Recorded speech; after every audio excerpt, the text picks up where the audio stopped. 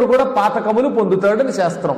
ఎందుకంటే సాధువులుగా తమంత తాము చచ్చిపోయినటువంటి జంతువుల చర్మముల మీద మాత్రమే కూర్చోవాలి గనక, కలియుగంలో ఆ నమ్మకం లేదు గనక అందువల్ల దాని గురించి వదిలేయండి. అప్పుడేం చెయ్యాలి?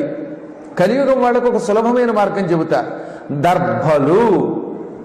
దర్భలు అమృతము నుంచి పుట్టాయి. అమృత భాండం దాని మీద పెట్టబడింది. కాబట్టి కలియుగంలో దర్భాసనం మీద కూర్చుని ఒక్కసారి నమశివాయ అంటే 10,000 పర్యాయములు జపం చేసిన పుణ్యం పొందుతారు. మొత్తం దర్భాసనం లేకపోయినా 3 దర్భలు, కనీసం 3 గుర్తుపెట్టుకోండి, 3 దర్భలు మనం ఆసనం కింద వేసుకుని దాని మీద కూర్చుని ఓం నమశివాయ అనండి, లేదా మీ ఇష్టదేవతా నామస్మరణ చెయ్యండి, మీకు గురువులు ఇచ్చిన మంత్రాన్ని ఉపాసన చెయ్యండి. ఒక్కొక్కసారి చేస్తే అది 10,000 ఫలితం ఇస్తుంది. అందువల్ల కలియుగంలో దర్భలు. కానీ ఆ రోజుల్లో మాత్రం జింక చర్మాలు ఎక్కువగా వాడేవారన్నమాట. అందుకని కృష్ణమృగ చర్మానికి ఇంకా చాలా విలువ ఉండేది.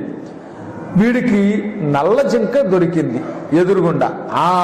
భలే భలే, నాకు 2 లాభములు అనుకున్నాడు వాడు. ఏమిటి లాభం? మావిడ పెళ్లి రోజుకి జింక మాంసం తెమ్మంది, అది కూడా నల్ల జింక కనపడింది. ఈ జింకని చంపి మాంసం మేము తింటాం, చర్మం చక్కగా ఒలిచి మా పక్కనున్న ఆశ్రమాలలో ఉన్న ఋషులకు అమ్మితే వాళ్ళు సంతోషించి వాళ్ళ దగ్గర ఉన్న బంగారం ఇస్తారు. ఆ ఋషుల దగ్గర చేతికి కంకణాలు ఉన్నాయి, కొందరికి ఉంగరాలు ఉన్నాయి, కొందరికి. ఎలా వచ్చాయి ఋషులకి అంటే ఋషులు ఏమీ సంపాదించలేదు. కానీ పూర్వకాలంలో మహారాజులు అడవికి వచ్చినప్పుడల్లా ఋషులకి ఇలా కంకణాలు వేసి గౌరవించేవారు. పూర్వం ఋషులకి పౌరాణికులకి కంకణాలు వేసేవారులేండి, వాళ్ళ దగ్గర కొట్టేసేవారు కాదు.